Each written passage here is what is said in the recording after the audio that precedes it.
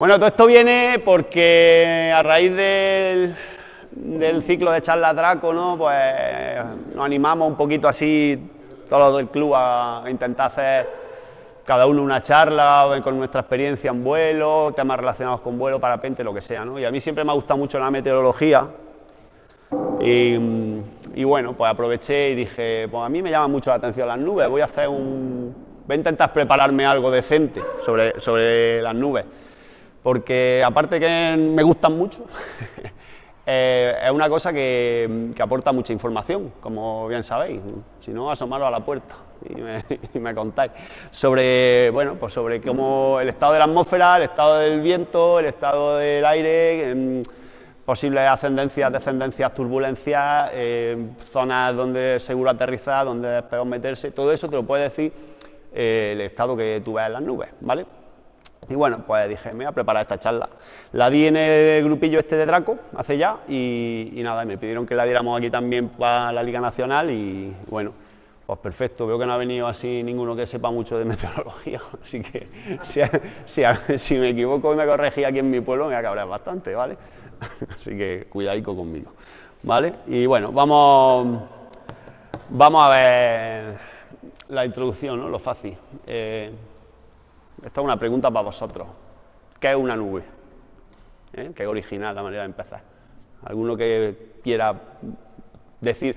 El que lo sepa que no lo diga. Yo quiero que alguien que se equivoque. El hormigo, venga. Bueno, pues la sentencia del aire que se condensa ciertas nubes forma una nube. Bueno, ahí. Por la humedad acumulada. ¿Qué crees?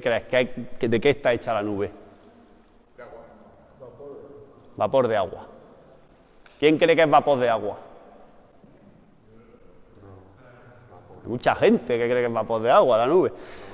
Dale para adelante. Pasa para adelante. Lo que han dicho vapor de agua, suspenso.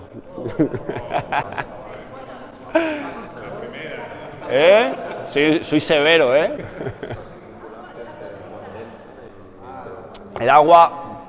vapor de agua es invisible.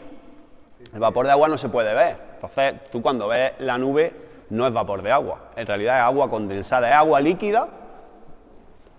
Y algo así. ¿Vale? ¿Vale? Es un conjunto de gotas de agua o de cristales de hielo, dependiendo de la temperatura, ¿vale? A la que se encuentre.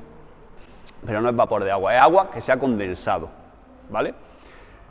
Bueno, que sea agua o hielo, pues depende de la temperatura. Si está bajo cero, pues se convierte en cristales de hielo, ¿vale? Pues ya está. Muchas gracias. Espero que... Un aplauso. ¿Os ha gustado, no? Vámonos a los bares. Estará el camarero preocupado. Dale. Vale, pues vamos a ver el contenido. Vale, pues mira, vamos a hablar, en primer lugar, vamos a hablar de la condensación, ¿vale? Estos son la física, los fundamentos físicos que hay en lo que es la condensación. La condensación es cómo el agua pasa de vapor de agua a agua líquida, ¿vale? Cogemos una lata de cerveza, la vemos, ¿ves que tenía aquí unas gotitas de agua que están reguilladas? Pues esto se está condensando agua aquí, por lo que sea, el vapor de agua se está condensando. Lo vamos a explicar, me gusta mucho hacer esta presentación con una cerveza en la mano por esto, porque es un buen ejemplo, ¿vale? Vamos a ver la formación de nubes, qué mecanismos hay para que se formen las nubes. Pues las nubes se forman, como hemos dicho, es agua condensada. Se forman por muchos mecanismos distintos y vamos a ir viéndolos. El principal, y uno de los que más nos interesan a los del vuelo libre, es la formación de nubes convectivas, ¿vale? Por convección, ¿vale? A raíz de ver esto, ¿vale? Vamos a hacer una pequeña introducción a la lectura de sondeos. A colación de lo de la formación de nubes convectivas, que vamos a ver el mecanismo de formación de nubes convectivas, vamos a hacer una pequeña introducción a la lectura de sondeos. Más o menos todo el que vuela en parapente tiene claro lo que es un sondeo, ¿no? Entonces, vamos a ver cómo está el sondeo. Luego eso ya hay programas que cogen ese sondeo y te hacen otros cálculos que ya te hacen algoritmos de puta madre, que ya has metido parapente o XCSky o lo que sea. Pero lo que es el sondeo, que básicamente era tirar un globo sonda que subía con un medidor de presión, un medidor de humedad y un medidor de temperatura. Y con esas tres lecturas que te iba dando, tú sabías a qué temperatura estaba el aire a cierta altura y qué humedad había en ese aire. Y con eso tú ya sabías cómo iba a estar de inestable o de estable la atmósfera, si iba a haber nubes, si no iba a haber nubes, etcétera, ¿vale? Eso es un sondeo. Hoy en día los sondeos ya no son así. Los sondeos además se predicen con modelos, ¿vale? Pero tú puedes irte al Windy, abrirte en Westcard, botón derecho, sondeo, y ver la curva de estado, la curva de punto de rocío, y eso te va a decir cómo va a estar el día. Va a haber inestabilidad, no va a haber inestabilidad, va a haber nubes, se va a poder volar, va a llover, ¿qué va a pasar? ¿Vale? Entonces vamos a dar una pequeña introducción a eso.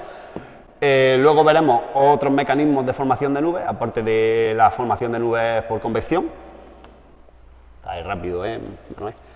Y luego veremos los tipos de nubes, ¿vale? Vamos a ver los tipos de nubes. Hay ciertas clasificaciones para clasificar las nubes, por la altura a la que están y también por la forma que tienen, ¿vale? Son dos tipos de clasificaciones, vamos a verlas un poquito y vamos a hacer como un pequeño glosario de ciertos tipos de nubes que hay y sobre todo, y lo más importante aquí, qué información nos aporta, ¿vale? Cuando tú veas esa nube y dices, ¿qué me está diciendo eso? ¿Qué quiere decir esa nube allí, o eso allí, o aquellas nubes de allí, ¿vale? Que es el fin de la charla mismo, ¿vale? Pues bueno, vamos a empezar por teoría pura y dura, ¿vale? La condensación. Para que haya condensación se necesitan tres cosas básicas. Vapor de agua, que está siempre en el aire, ahora mismo aquí, en todos lados, en el desierto, donde sea, siempre hay vapor de agua en la atmósfera, siempre. De hecho, lo normal es que cuanto más abajo de la atmósfera, más cerca de la Tierra, más vapor de agua hay, más concentración de vapor de agua, ¿vale? Entonces, vapor de agua hay siempre, incluso en el desierto, algo hay, menos que en la jungla, pero hay. ¿Qué más hace falta para que haya condensación? Núcleo o superficie de condensación, ¿vale? En este caso, los núcleos de condensación o superficie de condensación, que me encanta el ejemplo de la lata de cerveza que está enreguillada, ¿vale? Y el enfriamiento, ¿vale? Que tampoco lo he dicho, pero está ahí. Vapor de agua, núcleos de condensación o superficies de condensación y enfriamiento. ¿Qué quiere decir? En esta habitación hay vapor de agua y con tanta gente respirando, cuando respiramos exhalamos vapor de agua, ¿vale? Ese vapor de agua encuentra una superficie que además la superficie está fría, pues se produce una condensación ahí, ¿vale? Entonces, cuando hay un enfriamiento de una masa de aire que contiene vapor de agua y hay una superficie o un núcleo de condensación en este caso, se produce la condensación, ¿vale? ¿Qué pasa? Aquí tenemos una lata de cerveza y la condensación se está produciendo en la superficie de la lata de cerveza, pero en la atmósfera, en el cielo, no hay latas de cerveza volando. Estaría guapísimo para los parapentistas, pero en principio no hay. Entonces, ¿cuáles son sobre qué se produce esa condensación? Sobre lo que llamamos núcleos de condensación, que son motas de polvo, sal en suspensión marina, polen, contaminación o cualquier otro elemento sólido que está en suspensión en la atmósfera, ¿vale? Por eso, cuando llueve, se mancha el coche, porque no es agua con algo más, con barro o con lo que sea, ¿vale? ¿Guay? ¿Hasta aquí? ¿Preguntas? Vale, pues vamos a ver las condiciones necesarias. Vale, enfriamiento. ¿Me sigues, no? Vale.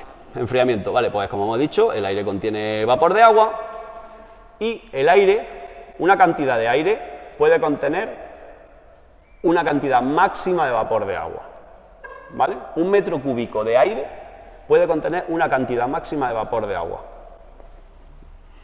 ¿Qué pasa? Que la cantidad máxima del vapor de agua que puede contener un metro cúbico de aire depende de su temperatura, ¿vale?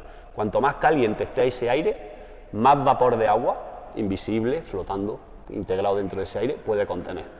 Si nosotros enfriamos ese aire, la capacidad de contener vapor de agua disminuye, ¿vale? Vamos. ¿No depende de la presión también? Sí, también depende de la presión y por eso funciona así una olla express. Pero estamos intentando, eso lo vamos a hablar un poco más adelante, pero como estamos orientándolo a la atmósfera, ¿vale? Entonces la atmósfera no está a presión, pero sí, Depende también de la presión, ¿vale? ¿Has levantado una mano? ¿O? Sí.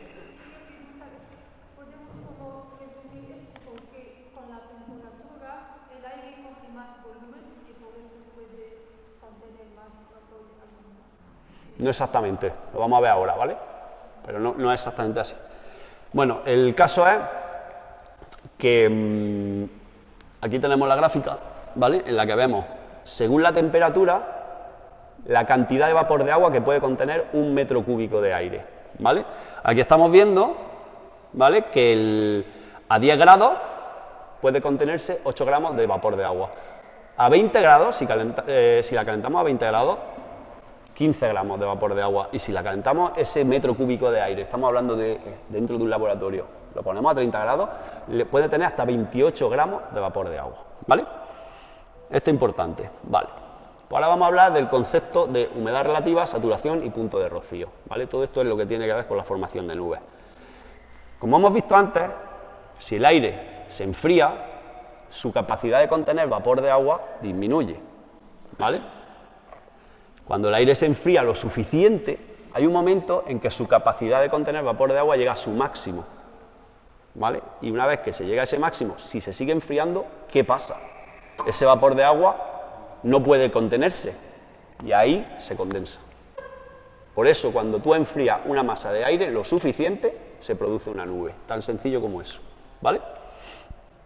¿Qué decimos? Que cuando una masa de aire se ha enfriado lo suficiente como para no poder contener más vapor de agua, ha llegado a la humedad relativa del 100%, ¿vale?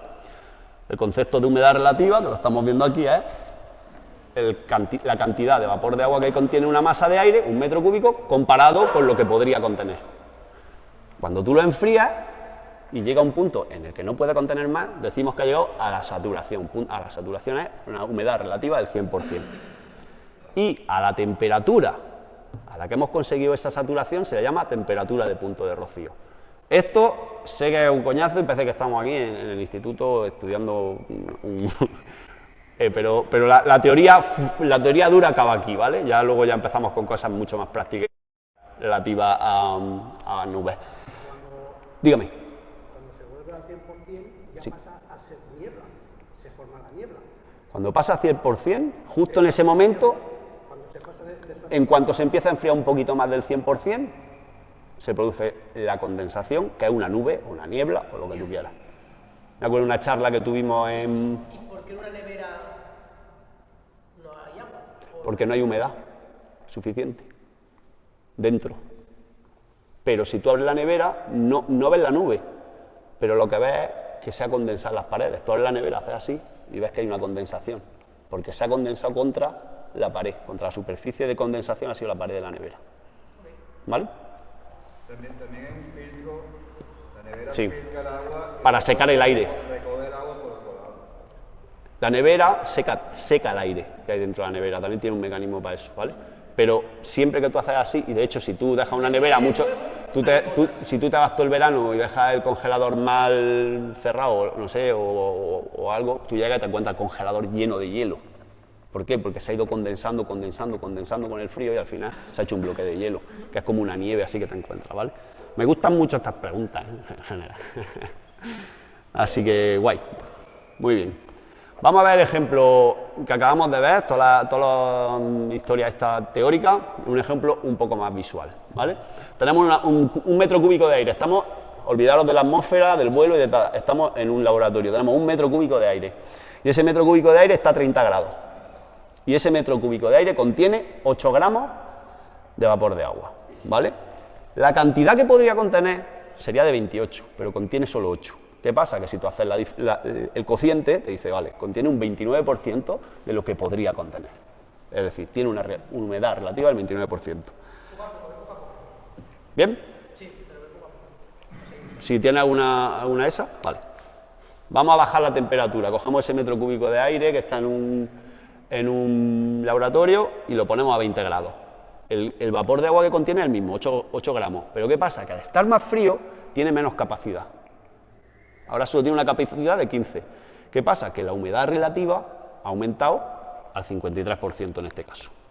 Y ahora lo seguimos enfriando hasta 10 grados. ¿Vale?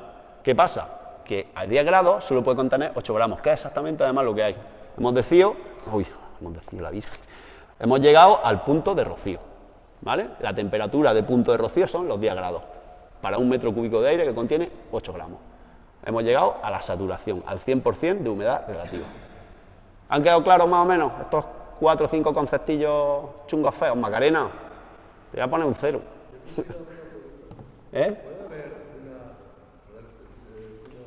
un 100% en temperaturas altas? Eso que dicen siempre que en un trópico... Sí, claro.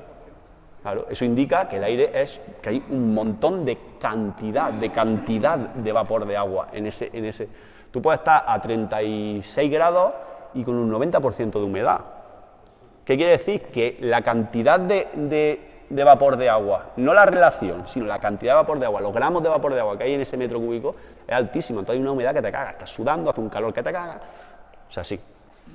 ¿Y de qué depende que haya más o menos vapor de agua en el aire? Del entorno.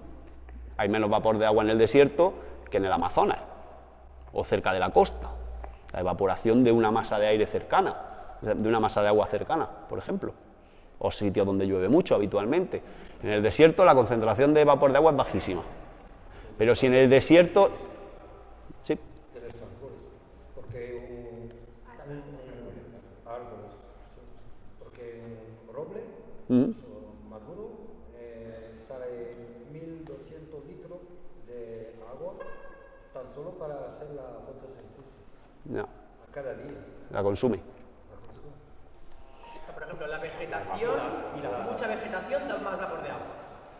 Es más bien, bueno, no lo sé seguro esto, son preguntas, me estás haciendo preguntas chungas, Depende del entorno, ¿vale?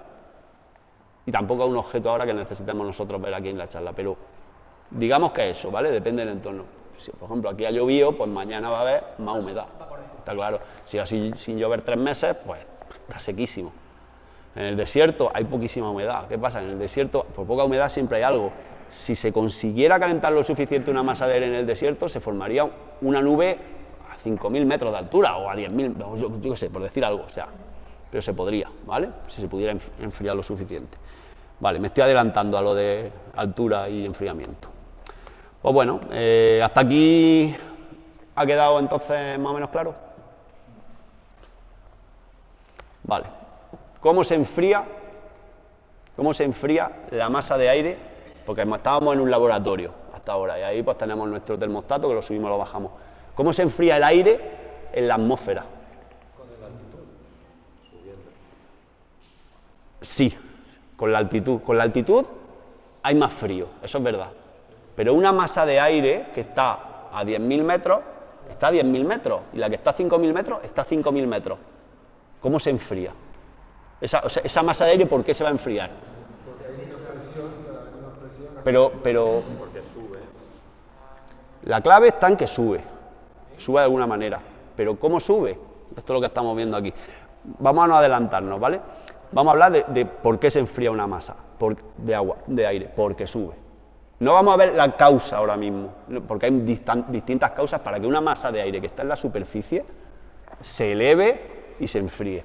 Y vamos a explicar el principio de por qué cuando una masa de aire se eleva, se enfría, ¿vale? Es lo que llamamos enfriamiento adiabático. Cuando una masa de aire asciende por el motivo que sea, luego veremos los motivos que hay, los distintos, por el motivo que sea, esa masa de aire sube a una parte de la atmósfera, sea 100, 200 o 1000 metros más arriba, donde hay menos presión. Cuanto más arriba en la atmósfera, menos presión. ¿Qué pasa? Que al haber menos presión, esa masa de aire, es lo que tú has dicho antes, ¿no? Esa masa de aire tiende a expandirse, ¿vale? ¿Qué pasa? Que al expandirse, para hacer esa expansión, necesita energía. ¿De dónde saca la energía? De la temperatura de la masa de aire. Es decir, resumiendo, la masa de aire que sube, se expande y se enfría, ¿vale?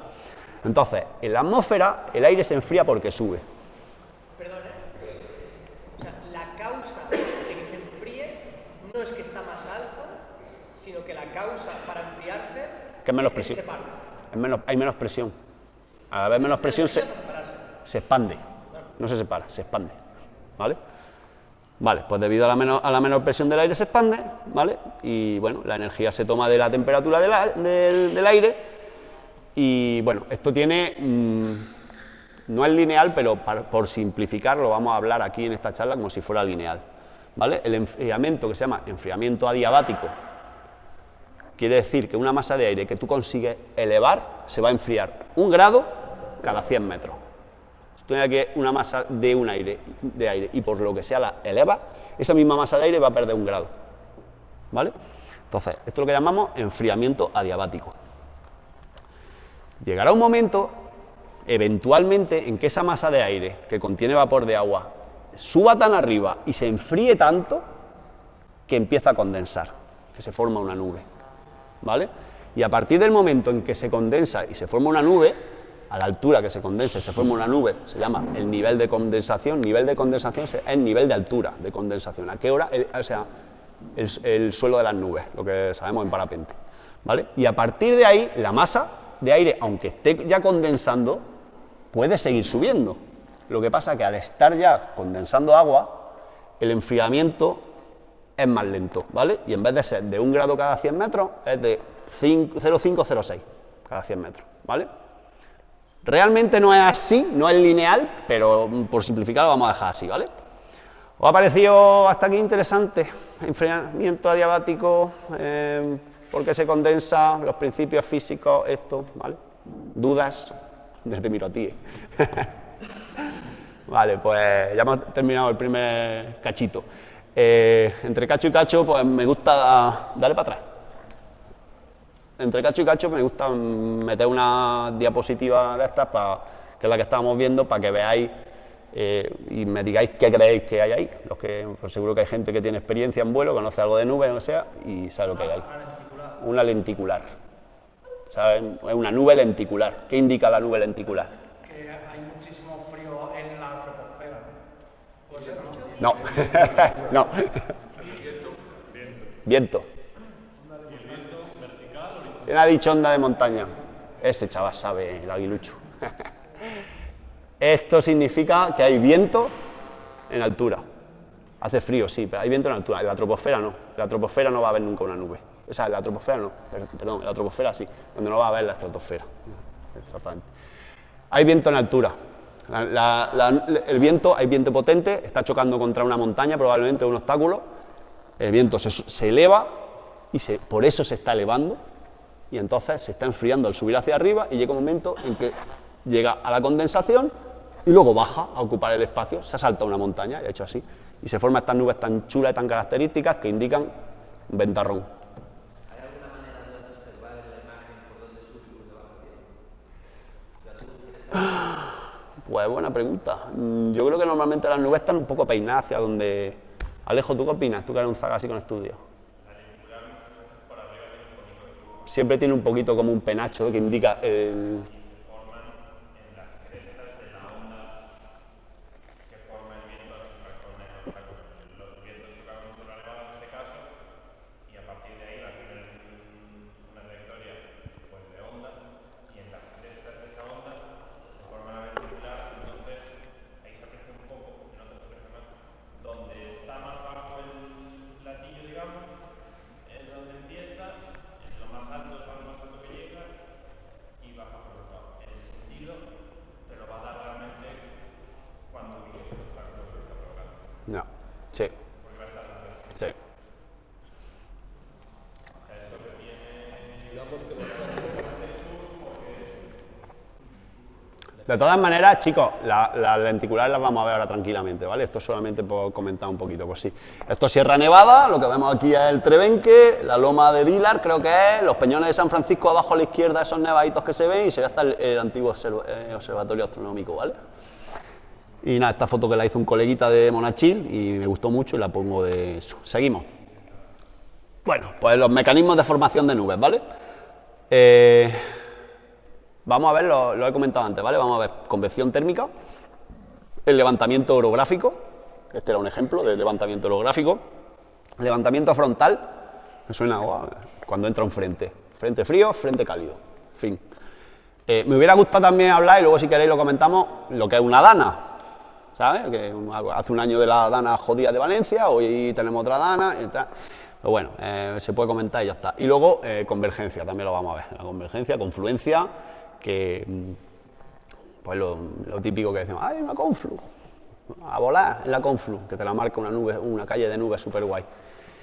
Y bueno, y también antes de nada, pues decir que realmente, aunque estos son los mecanismos, luego se combinan, ¿vale? Es fácil que haya convección térmica que se combine con un levantamiento holográfico y con una convergencia. Ejemplo claro, la confluencia de Zarzacapilla o de Arroyo Molinos de León para irte a hacer kilómetros. O sea, una convergencia, hay térmica y también tiene levantamiento orográfico porque utiliza Sierra Morena, el Valle del Guadalquivir, ¿vale? Entonces, siempre hay una combinación. Bueno, ¿quién ha sido? Vale, formación de nubes por convección.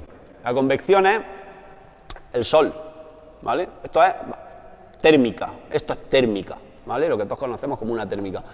El Sol pega en la superficie de la Tierra y el aire que hay pegado a esa superficie coge ese calor que está cogiendo esa superficie, ¿vale? El aire se calienta y al ser menos denso se desprende una burbuja. Yo creo que todo el que está aquí que ha cogido un varapete tendría, hasta aquí creo que no hay mucho misterio, ¿no? ¿Me recuerdas por qué es menos denso de estar caliente? El aire caliente se expande y es menos denso. Porque pesa menos, es menos denso, pesa menos, ¿vale? Entonces, ¿qué pasa? Pues el aire que hay cerca de la superficie a la que le está pegando el Sol se ha calentado y de repente se desprende una burbuja de térmica y esa burbuja sube. Empieza a subir y se empieza a enfriar adiabáticamente, lo que hemos visto. Y puede ser que suba tan alto, dependiendo de las condiciones atmosféricas, que llegue a un punto de saturación, a su nivel de condensación y se forme una nube, ¿vale? Vamos a ver un ejemplo con numeritos. Sí. Cuando hay ese aire caliente que sube pero no forma nube, ¿qué es lo que está pasando? Lo vamos a ver. ¿Vale? Lo vamos a ver, pero guay. Vale. La térmica azul, ¿no? Sí, sí. Vamos a volar en térmica azul. Eso pasa un montón. Vale. Vamos a ver el ejemplito este, ¿vale? Tenemos una masa de aire en la superficie. Esa masa de aire tiene una temperatura... El aire en la superficie tiene 20 grados. Lo estamos viendo abajo a la derecha, 20 grados. Y la temperatura de punto de rocío de ese aire es de 16 grados. Quiere decir que cuando ese aire que hay en la superficie llegue a 16 grados, va a formar una nube. Temperatura de punto de rocío indica la humedad, cómo de húmedo es ese aire, ¿vale? Entonces, ¿qué pasa? Empieza a pegarle el Sol y aquí vemos que consigue calentar esa masa de aire que eran 20 grados al principio, se llega a poner a 25 grados. Se desprende esa burbuja de aire, esa masa, y empieza a subir, ¿vale? Y empieza a subir y a los 1000 pies está a 22 grados. Su humedad relativa, que era del 68%, ya ha subido al 72%. Sigue subiendo, porque la atmósfera permite que siga subiendo, porque las condiciones son favorables para eso, y llega a 2000 pies. Se pone a 19 grados y tiene una humedad relativa del 88%. Y llega un momento que llega a 3000 pies, 900 metros aproximadamente, y se produce el nivel de condensación. O sea, se llega, al nivel de condensación y se produce la condensación. Hemos llegado a los 16 grados y a partir de ahí se forma la nube, ¿vale? ¿Bien? Por eso se forman las nubes con térmica. Hasta aquí guay. Vale. Venga, ánimo con esto. El mismo ejemplo anterior, ¿vale? Teníamos una masa de aire, lo vamos a hacer un gráfico, ¿vale? Teníamos una masa de aire que tenía un punto de rocío, el DP, dew point, de 16 grados. Y la hemos conseguido enfriar hasta los 25 grados. Esa masa de aire empieza a subir y al subir su temperatura, que es lo que estamos viendo en el eje de abajo, temperatura, altura, ¿vale? Su temperatura empieza a disminuir, es decir, a ir hacia atrás en el gráfico. ¿Con qué inclinación lo hace? Con la que marca el adiabático seco, enfriamiento adiabático seco, lo que hemos visto, 1 grado cada 100 metros. Empieza a enfriarse, enfriarse, enfriarse, enfriarse. Cuando, siguiendo esa trayectoria, se junte con los 16 grados, que era el punto de condensación, la temperatura del rocío, ahí nos va a indicar la altura a la que se va a formar la nube. ¿Bien? Vale. Pero hay hay un pero. El punto de rocío en la superficie es 16 grados, pero el punto de rocío también disminuye con la altura. Menos que el gradiente adiabático seco, pero también disminuye. Entonces esa línea no es recta, realmente está un poquito inclinada a la izquierda. Todo esto que estamos viendo ya es introducción a los sondeos, ¿vale? Entonces, realmente, como disminuye también, aunque no tanto, no se va a condensar a 3000 pies, se va a condensar un poquito más arriba y a menor temperatura todavía. La realidad, más o menos, sería, se va a condensar a unos 14,2 grados, que serían unos 3500 pies, ¿vale? Entonces es importante saber que el gradiente adiabático seco varía más o menos 2 grados cada 1000 metros, ¿vale? O 0,2 grados cada 100 metros. Bueno, en base a esto, hay una fórmula muy sencillita que nos permite, sabiendo a qué temperatura podemos, o sea, si sabemos el punto de rocío de una masa de aire y hasta qué temperatura la conseguimos calentar, podemos saber la base de la nube, que es eso de ahí, 120 por la diferencia entre la temperatura y el punto de rocío. Esto suena mucho a teoría, pero esto es lo que explica por qué la base de la nube va subiendo a lo largo del día, ¿vale? Lo vamos a ver ahora. Bueno, vamos a seguir con las grafiquitas y estamos aquí. Y esto es lo que llamamos curva de estado. Esto indica la temperatura del aire según la altura, ¿vale? Si nosotros conseguimos calentar una masa de aire a la derecha, ¿vale? La temperatura va hacia la derecha, como veis. A la derecha de la curva de estado, que es lo que indica la temperatura del aire de la atmósfera según la altura, si está a la derecha, va a estar en zona de inestabilidad y va a subir. Se va a producir convección y va a subir, ¿vale? Si la temperatura de la masa de aire se llega a tocar con la curva de estado, ahí se deja de subir. Ahí se produce una estabilidad y ya no sube la nube, ¿vale? Eso es lo que llamamos el techo, ¿vale? O donde acabaría el... Vamos a verlo con el ejemplo de antes, ¿vale? Tenemos el punto de rocío, que va disminuyendo ligeramente, la línea azul de puntitos, y una masa de aire que hemos conseguido calentar hasta llevarla a la inestabilidad. ¿Qué va a pasar? Va a empezar a subir y se va a empezar a enfriar, la temperatura empieza a bajar. Donde se hace la intersección con el punto de rocío, empieza a condensar. Se forma la base de la nube. Sigue subiendo, siguiendo esta vez el gradiente adiabático saturado, que es SALR, lo que vemos allí, azul, que es menos inclinado, o sea, un poquito más inclinado que el DALR, que es el diabático seco, y sigue subiendo. ¿Qué nos indica? Que cuando la temperatura de esa masa de aire toque con la curva de estado, hasta ahí llega la nube. Y ahí sabemos dónde está la base de la nube y dónde está el tope de la nube. Vale. Mucha tralla, ¿eh? Yo el concepto de curva de estado... La curva, vale, pararme. La curva de estado es la temperatura del aire según la altura. Ahora mismo, aquí hay una curva de estado en la que tú dices, aquí estamos a 17 grados, arriba estamos a 15, a 1000 metros más arriba estamos a 10, otros 1000 metros estamos a 8, otros 1000 metros más arriba estamos a menos 4, o sea, la temperatura que tiene el aire según la altura, la masa de aire de la atmósfera, la atmósfera. Sí, es lo que mide el sondeo, ¿vale? O sea, en el eje derecho, o sea, en el eje es altura, sí, es temperatura. Sí. Y lo que es Environmental Lapse Rate o curva de estado. ¿Eso lo calcula el sondeo? ¿Eh? ¿Eso lo calcula el sondeo? Sí. ¿Y tú te lo crees? Bueno, es así. Lo mide. Lo mide. Bueno, se calcula porque se calcula para mañana. Se mide a lo mejor varias veces, ¿no? Sí, pero se calcula porque es futuro. Realmente es un cálculo que se hace en modelos, el ICONEU, el MC no sé cuánto, el GEFES. ¿Cómo sueltan del día anterior, del mismo día? Ya no se hace ni con eso, se hace con los aparatos súper chungos que hay por ahí distribuidos en ciertos puntos y... ¿Puedes tirar una para atrás? Porque Dale para atrás, Manu. la curva de estado tiraba para la derecha al momento. ¿Eso significa que a más altura el aire se calienta? Muy bien, sí señor. Sí, esto es un ejemplo, pero tienes razón. A veces pasa que con la altura te encuentras que el aire empieza a calentarse. Eso significa que hay una inversión. lo llamamos, ¿vale? Inversión térmica. Eso es una inversión. Dale para adelante, que no quiero tampoco meter demasiada tralla con esto. Entonces, vamos a ver un ejemplo de por qué... Sí, y lo...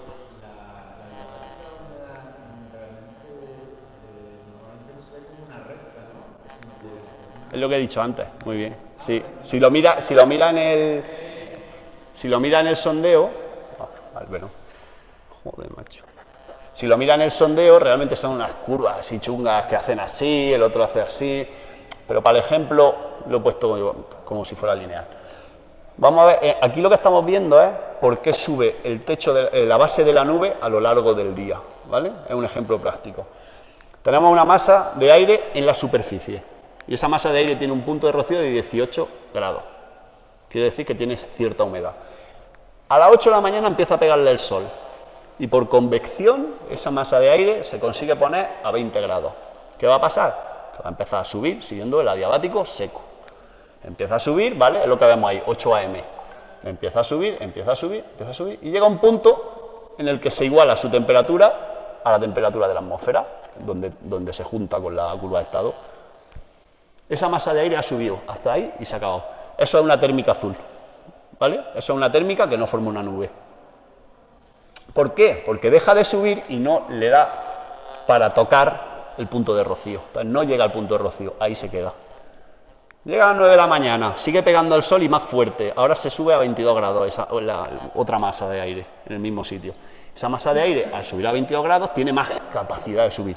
Sube más rápido y más lejos. Pues se va para arriba y empieza a subir, y esa llega casi a los 2000 pies.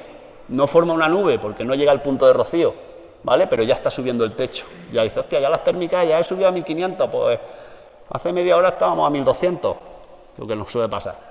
Llega a las 10 de la mañana y se consigue calentar a 25 grados. Esa térmica empieza a subir para arriba la masa de aire, coño, y no toca la curva de estado, y antes de la curva de estado toca la curva de punto de rocío. Ahí se forma la nube, ¿vale? A partir de 25 grados se forman nubes. Cuando tú consigues calentar la masa de aire a 25 grados se forma una nube. Y ya de ahí empieza a desarrollar hacia arriba lo que tenga que desarrollar, ¿vale? No vamos a entrar en eso.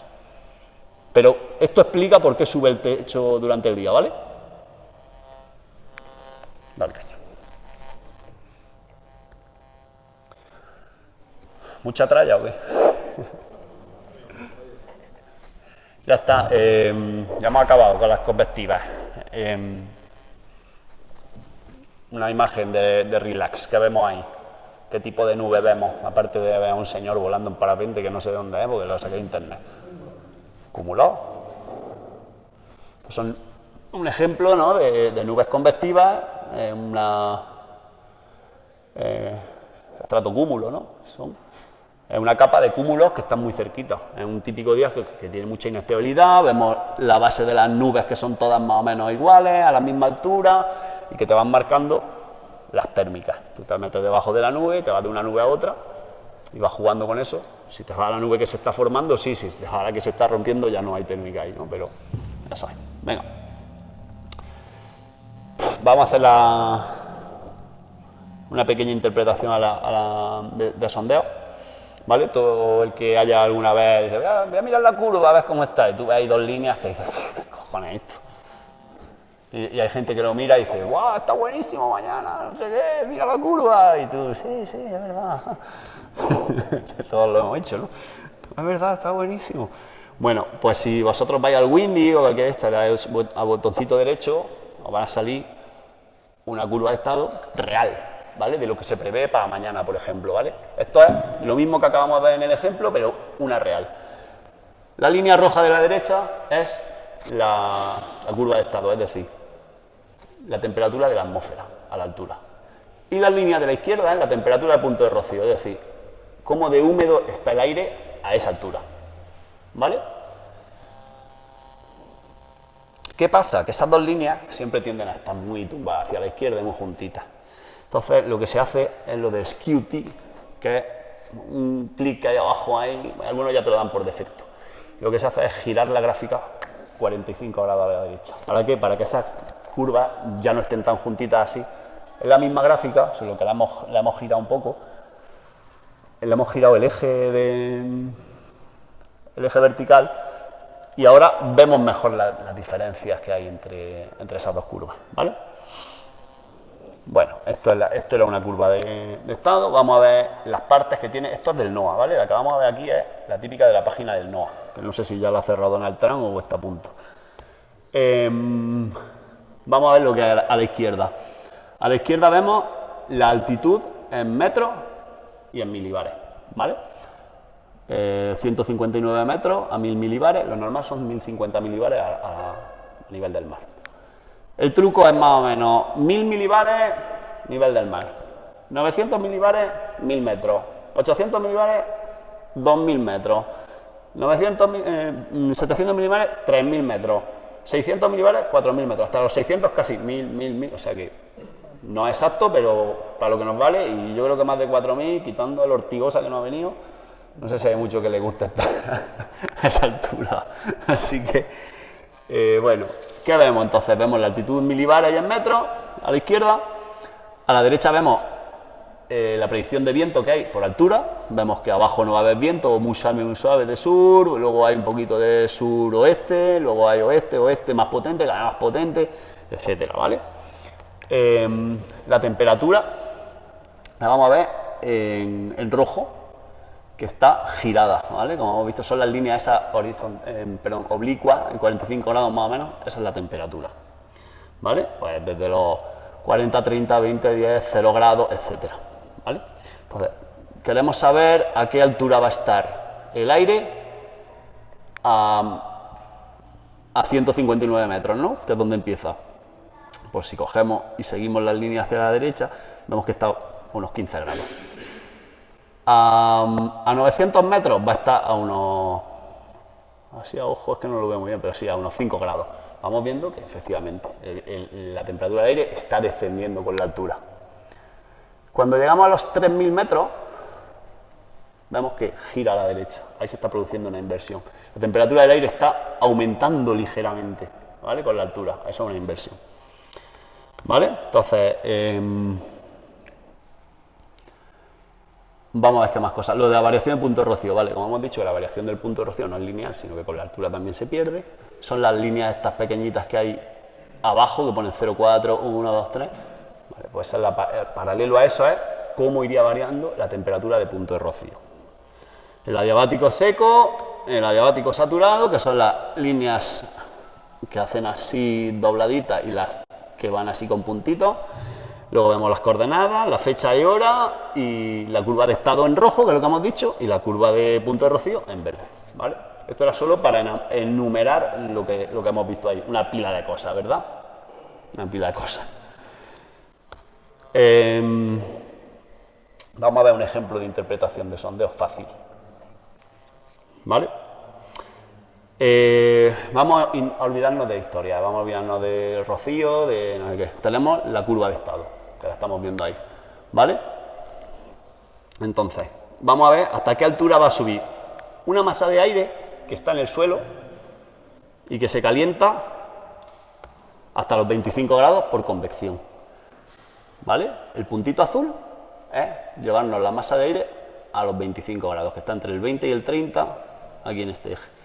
Pues siguiendo la línea de adiabático seco, vemos que el aire se va a ir enfriando y va subiendo hasta tocar la curva de estado. ¿Qué quiere decir? Que a 4400 metros, hasta esos 4400 metros, va a subir esa masa de aire, ¿vale? Esto es un ejemplo muy sencillo, que no tiene en cuenta otras cosas. Ahora vamos a ver, no tiene en cuenta, por ejemplo, la humedad. Ahora vamos a ver desarrollo de las nubes.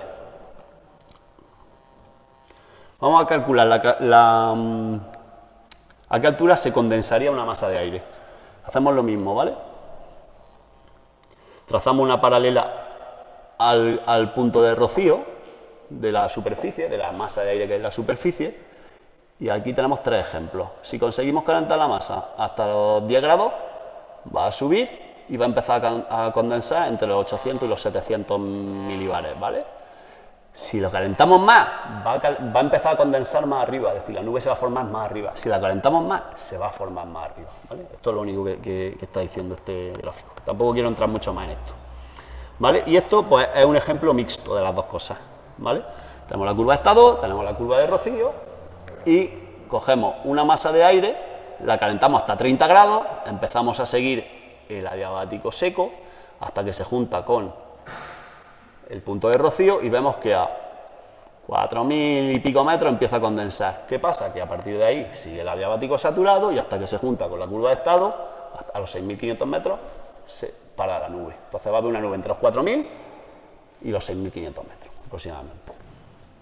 O sea, esto no es para que nos hagamos ni especialistas en historia, porque esto es una puta ciencia, pero por lo menos para que sepamos qué sentido tienen todas esas líneas que se ven ahí en un sondeo. Juanito, trae una cerveza, apañado.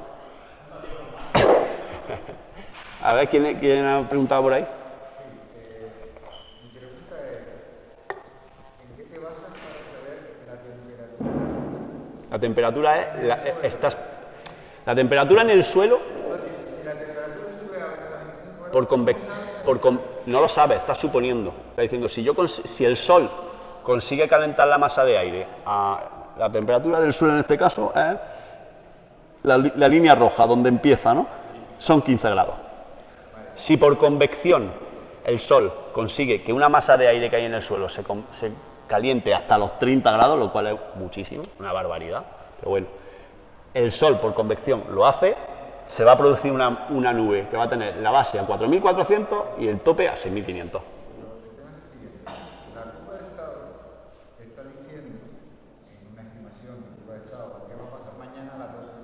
Sí. Está diciendo abajo en el suelo Sí. la temperatura De la masa del suelo.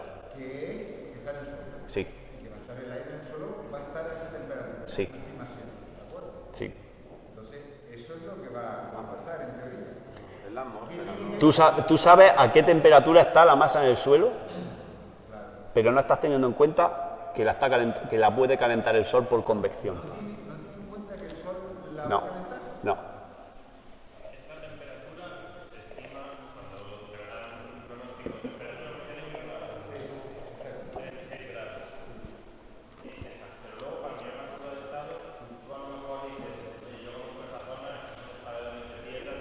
No.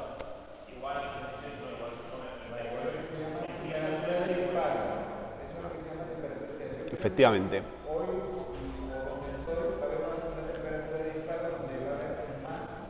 Tú vas...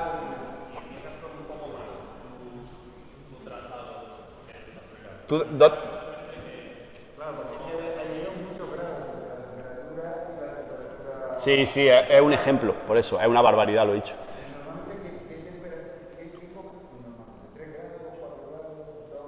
Puede depender, ¿eh? Puede que 10.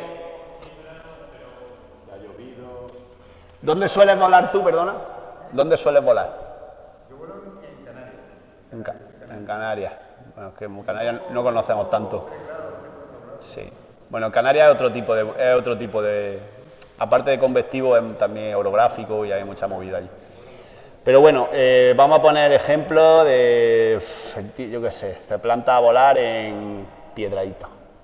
Y entonces tú cuando vas a Piedrahíta, no has volado allí nunca o lo conoces de puta madre, da igual, y preguntas. Cuando no has volado le dices, ¿aquí dónde se coge la térmica de servicio? Mira, Castejón de Sos, por ejemplo. ¿Aquí dónde está la térmica de servicio? Pues ahí en Pedra. Y tú sabes que Pedra es un sitio pelado que le está dando el sol desde primera hora porque está orientado a le está dando el sol todo el día y tú sabes que eso va a ser un sitio cojonudo para que se caliente el aire ahí. Porque abajo hay un bosque y en el bosque no se va a calentar tanto. Pero ahí que le está dando sol a la roca pelada, sabes que hay. Entonces sabes que a las 10 de la mañana esa masa de aire a lo mejor ha ganado 2-3 graditos y te dispara una térmica. Esa es mi duda. Si son 2 o 3 grados, no son 10 grados. Es lo que yo no sé estimar, ¿sabes? 2-3. Más bien 2-3 es una aire y esa aire que se mueve para arriba. Pero es que puede, es que, ¿sabes? Es que un incendio te dispara térmica. Y un incendio te calienta el aire y lo pone berreando, ¿sabes? Y te dispara una térmica. Es que a saber. Pero también es algo estadístico en función del día, del mes, de la insolación del día. También se prevé en los modelos eso, ¿eh? En los modelos también prevén qué temperatura se va a poder alcanzar en el suelo. ¿Vale? Es un dato estadístico. Exactamente. No es un dato de sondeo. O sea, para un día de verano el 18 de julio en en Alicante se espera una irradiación solar de tanto, por lo tanto, si hay sol y si se llega, se puede llegar a esa temperatura de espacio. Pero es un dato estadístico.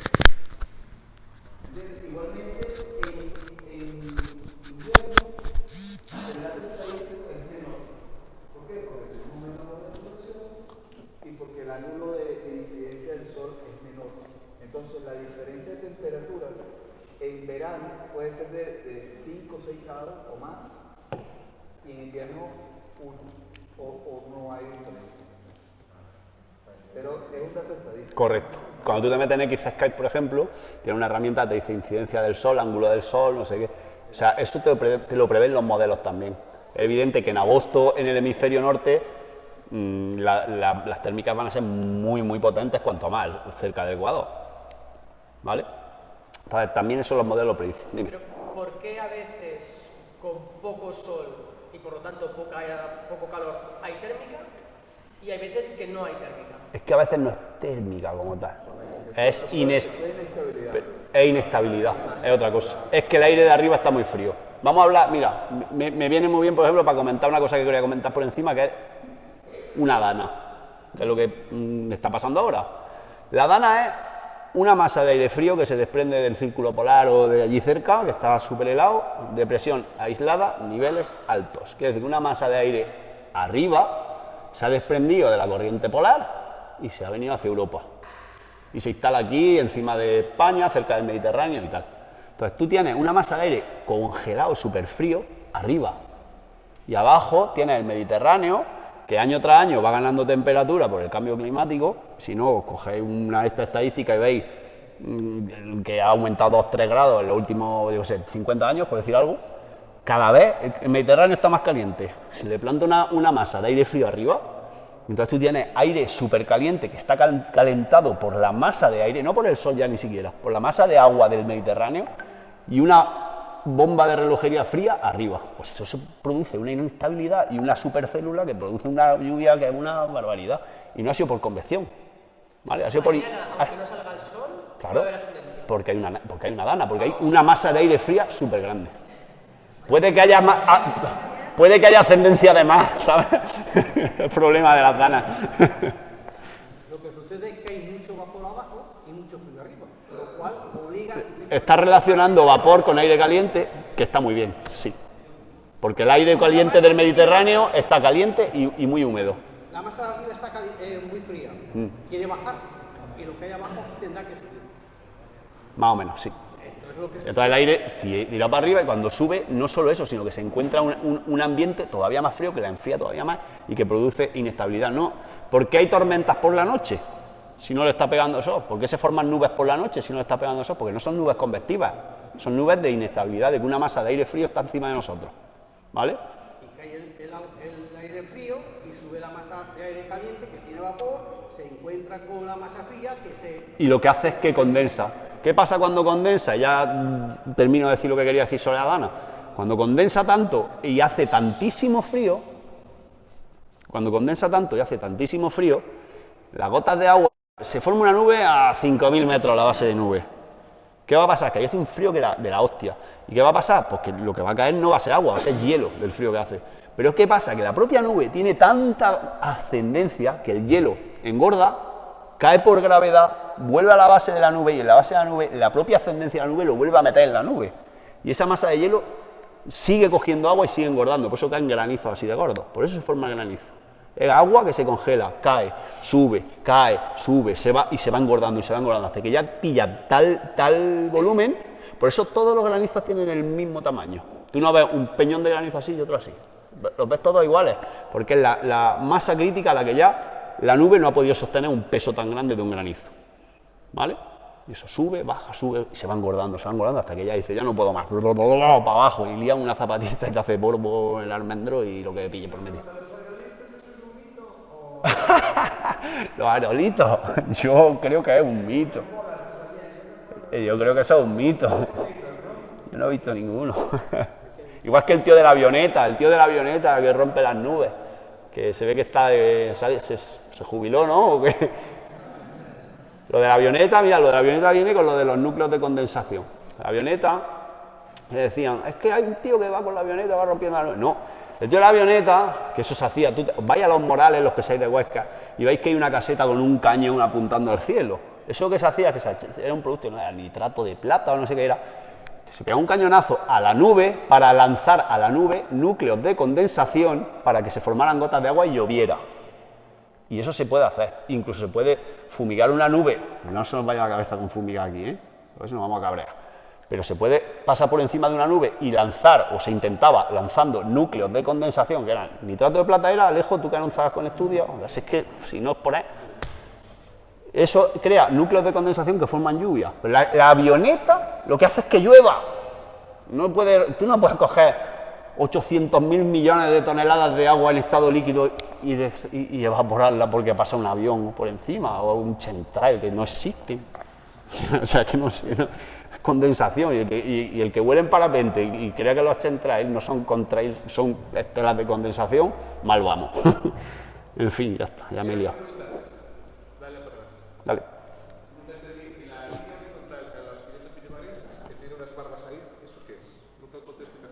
¿Cuál, perdón? En los 500 milibares. Una línea horizontal con unas barritas ahí. Eso es para la temperatura, para tener un poco más de ojo de a qué temperatura estamos, ¿vale? Son 2 grados o 1 grado. Y abajo en rojo es el peso de la humedad del agua. ¿El cuál? Luego el rojo es 0,4, 1, 2, 3. Eso es cómo va disminuyendo el gradiente adiabático seco. ¿El gradiente adiabático seco? Los números. No lo sé. No, yo tampoco. No llego a tanto. ¿Vale? Venga, vamos a ver un par de ejemplos de lectura de sondeo. Cuando vemos una curva de estado, y la curva de estado, olvidaros de saturación y de historia. La curva de estado. Si la curva de estado está más tumbada que... dale 2 veces. Que la curva de estado está más tumbada que la curva diabática seca, o sea que las líneas estas que van así hacia la derecha y hacia arriba continua, eso quiere decir que hay inestabilidad, quiere decir que el aire está muy frío, cuanto más sube más frío todavía. ¿Qué significa? Inestabilidad, ¿vale? Seguimos. Estabilidad, pues todo lo contrario, si la curva en vez de estar muy agachada está menos agachada, menos inclinada que las curvas de adiabático seco, el aire se va a enfriar, puede que se enfríe, pero no se va a enfriar tanto como debería si ascendiera, ¿vale?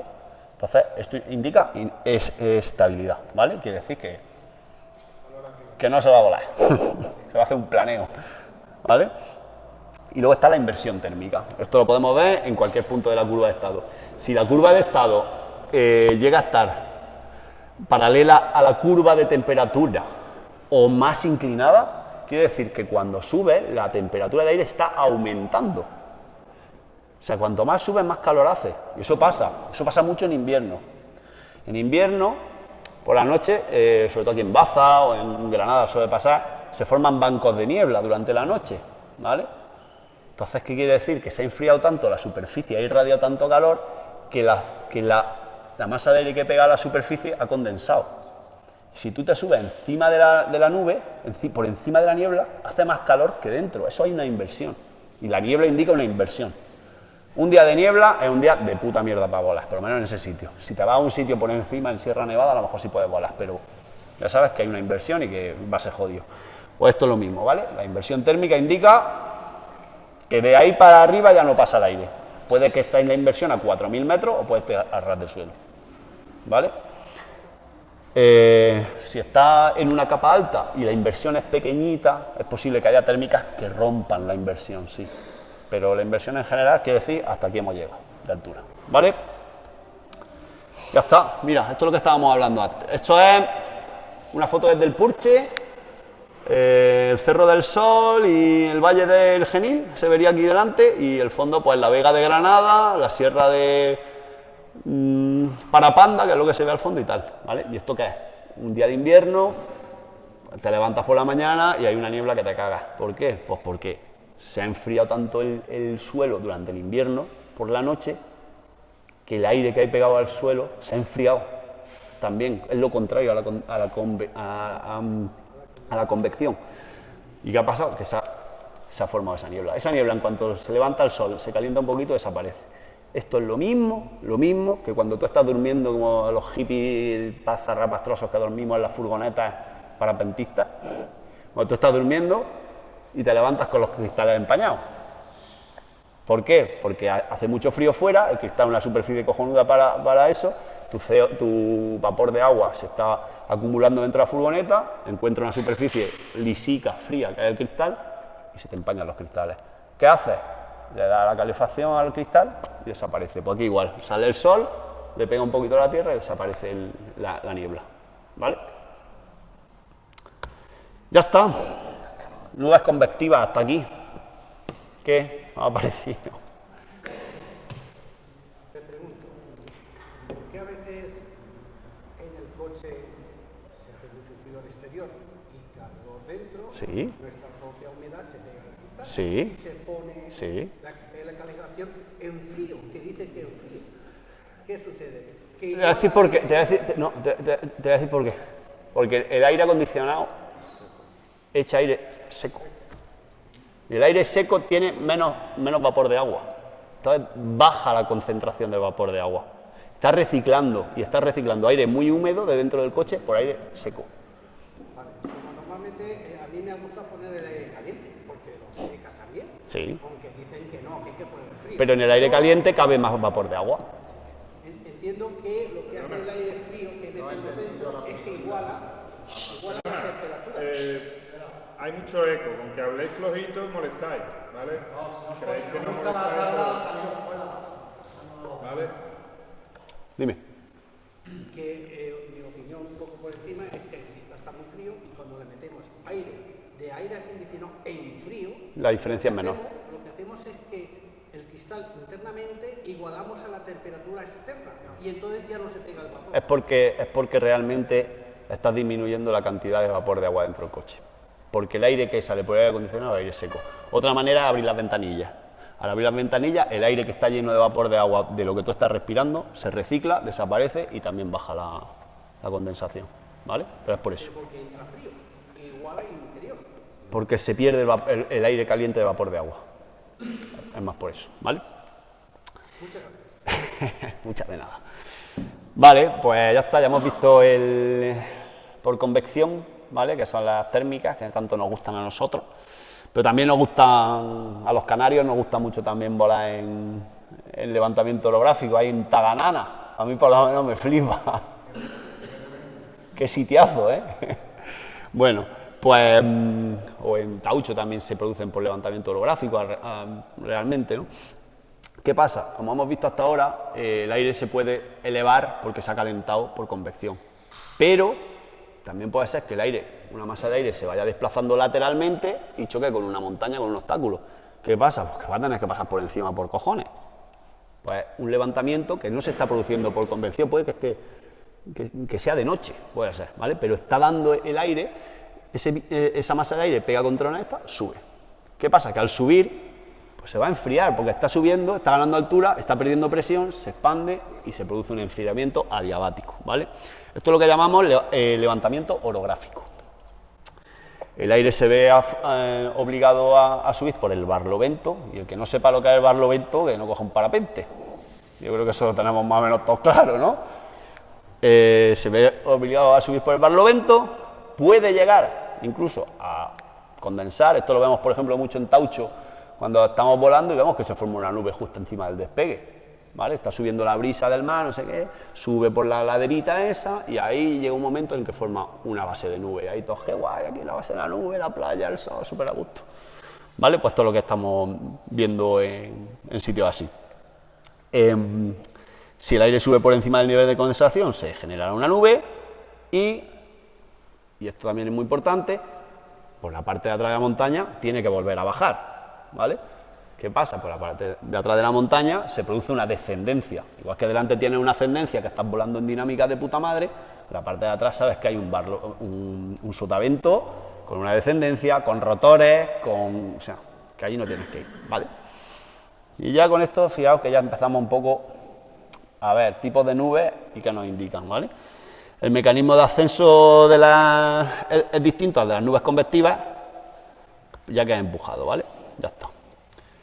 Vamos a ver qué pasa cuando se produce un levantamiento holográfico con inestabilidad. Pues si esa masa de aire está en una capa que es estable, pero se choca con una montaña, resulta que en esa montaña empieza a subir y la curva de estado resulta que a partir de cierta altura es tan inestable, te monta una pedazo de nube que flipa, ¿vale? Esto es lo que puede pasar.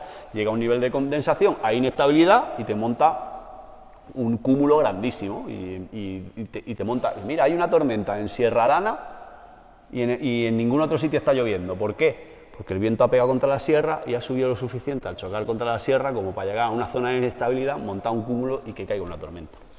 Y al lado, en el llano, no está lloviendo, ¿vale? Esto lo vemos mucho también. ¿Qué pasa cuando hay estabilidad? Pues que en vez de montarse, es decir, sube por encima de la montaña y llega un momento en que el aire no se ve con posibilidad de subir más porque está estable, no puede subir de ahí. Ocupa el espacio ese y empieza a caer por detrás. Aquí lo que vemos es que se forma una nube típica, que es la nube Foehn. ¿Conocemos, os suena, nube Foehn?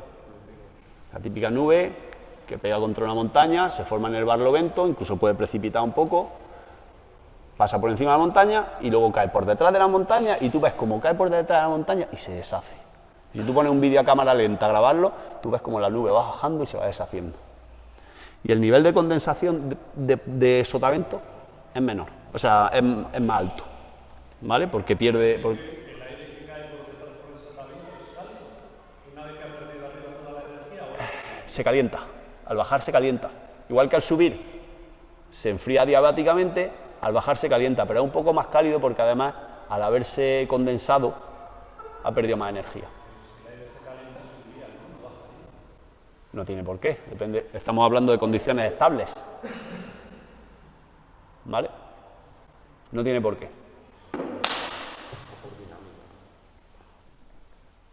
Es un poco más caliente, no es una barbaridad, pero es un poco más caliente que el que ha entrado por Barlovento, ¿vale? No te convence.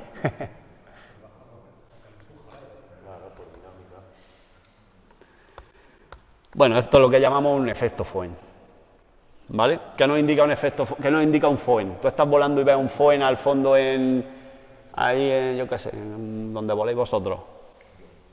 Lo que está indicando es que viene una masa de viento desde allí y que si tú te acercas al Foehn va a cobrar como un desgraciado, porque te va a comer una descendencia y probablemente mucha turbulencia. O sea, tú ves un Foehn y aquí no me acerco ni loco. Allá hay un Foehn, pues para allá, ¿vale? Y el Foehn es muy característico, es una cuerda de montaña en la que tú ves cómo las nubes salen de encima de la montaña y caen para abajo resbalando y desaparecen. Eso es lo típico, hay como las cortinitas de nubes. Tú ves eso y dices, ni loco. Y el viento se acelera además, ¿sabes? O sea, a misma velocidad. Yo en mi cabeza era como que además, más pentarrón. Pero lo he inventado. Arriba se comprime seguro y luego cuanto más abajo seguramente al haber más espacio se desacelera porque ya no es tan efecto Venturi. Donde se comprime más es la cresta, ¿vale? Que es lo que utilizamos para volar en dinámica. Tú despegas en Loja y en Loja despegas con un ventarrón, pues es un pedazo de ladera allí que te cagas y dices, vámonos para el centro del valle, vámonos para el centro del valle. Y estás despegando con 20 por hora y te vas al valle y hay 8, ¿vale? Porque ahí está comprimiendo un Venturi. Bueno, no es exactamente un Venturi lo que llamamos en vuelo, pero es el efecto ese, ¿vale? De compresión de viento.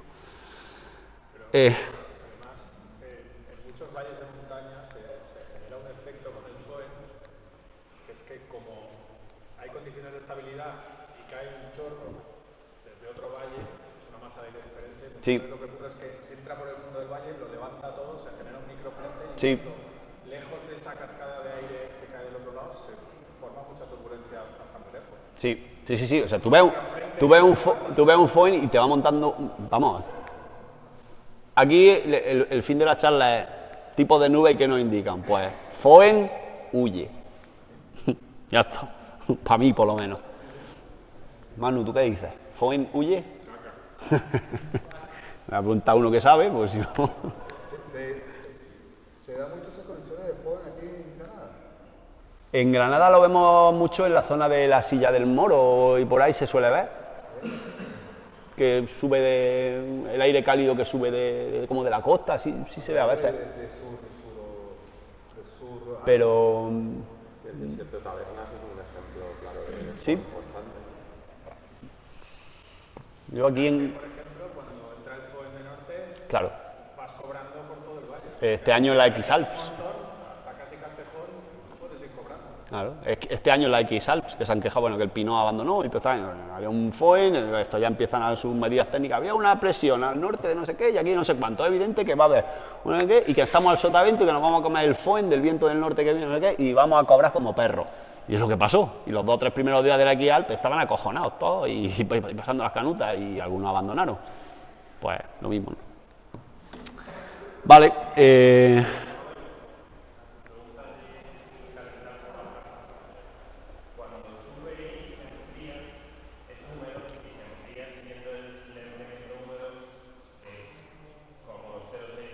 sí, eso. Se calienta más rápido. Claro. Dale para atrás. Porque el nivel de condensación, dale para atrás. El nivel de condensación en el sotavento es más alto. Si lo puedes ver. Entonces, al ser más alto, desde ahí empieza a calentarse siguiendo el adiabático seco, que es 1 grado cada 100. Madre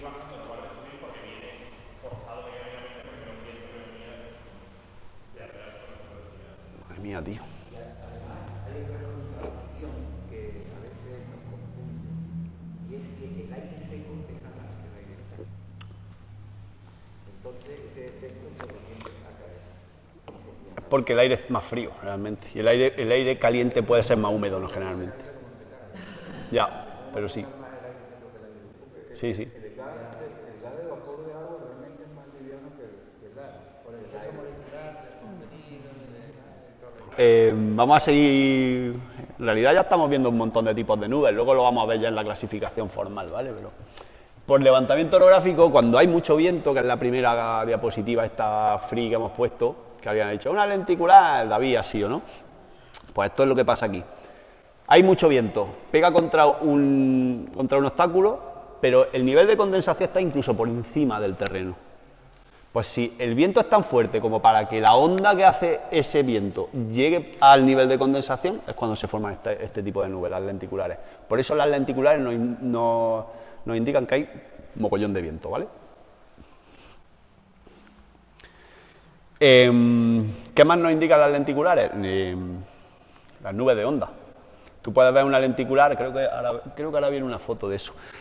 Puede haber una lenticular, el aire viene, choca contra la cadena montañosa, forma una lenticular encima, baja, pero lleva esa inercia de onda ya y vuelve a replicar la onda un poco más atrás. Y puede que monte una lenticular aquí y otra lenticular detrás. Y eso es que habías preguntado tú. ¿Quién le había preguntado lo de cómo indicar? Esa es una de las maneras. Tú ves la Sierra Arana, ves una lenticular encima de Sierra Arana y otra lenticular al sur de Sierra Arana, viene de norte. Te está haciendo así, ¿vale? Entonces, ¿qué te está indicando? Que hay un viento fuerte de norte, que tú estás al sotavento. ¿Puedes volar al barlovento? Tal vez sí. Al sotavento, viento fuerte, una lenticular aquí, yo debajo de la segunda lenticular, y debajo de la segunda lenticular que te encuentras, rotor. Nube, incluso se forman nubes de rotor a veces. Volar en onda está guay, es lo que dices, ¿no?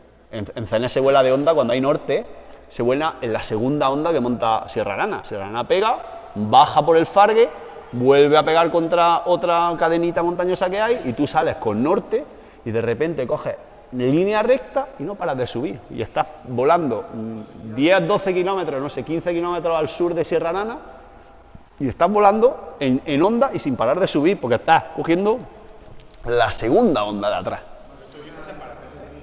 ¿Eh? Sí. Ah, de velero. En velero también se vuela en onda, pero en parapente también, ¿eh? Sí, en los Pirineos. Claro. Sí, sí, en onda se puede volar incluso en parapente, ¿eh? En Granada. Ya, Pero bueno, en Granada, con menos intensidad de viento, se forma ahí como una reverberación, además, que vuelve a pegar en otra esa, se vuelve como a medio multiplicar y volamos en onda, ya te digo, coges medio del valle, haces así para adelante y dices, si no paro de subir, tío. Y ahora como aterrizo, y lo que tienes que hacer es o irte para adelante o irte para atrás, pero salirte de la cresta de la onda. ¿Vale? El otro día me saltó también un vídeo del Ramón Vallés o algo así, que es un tío, un tiktoker de estos que es piloto de avión, y decía que las mayores turbulencias que ha pillado en su vida con un Boeing 747 que lleva fueron en una onda en los Pirineos. Dice, viento de onda en los Pirineos y nosotros íbamos a 10.000 metros y casi nos tira el avión abajo, básicamente. O sea que cuando hay caña, la onda es jodida. O sea, lenticular, viento. ¿Puedes volar al barlovento? Puede ser. Sotavento, ¿tú qué dices? ¿Cómo? Porque la nube se forma, la masa de aire es la que se mueve. Y el aire se condensa, sigue su camino hacia abajo y se disipa. Se disipa. La nube se queda donde está el obstáculo, porque el viento pasa por ahí, se condensa y baja.